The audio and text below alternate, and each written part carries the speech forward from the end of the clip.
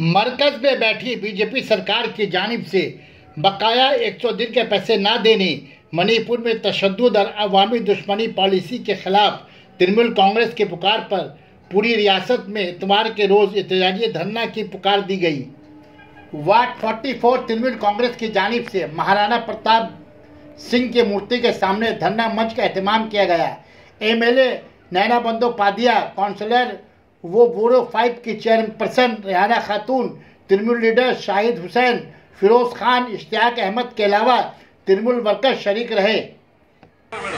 कि 2024 किस सिम चलेगा, क्योंकि 2024 में जिस तरह से हम लोग इंडिया सना मेडिकल हॉल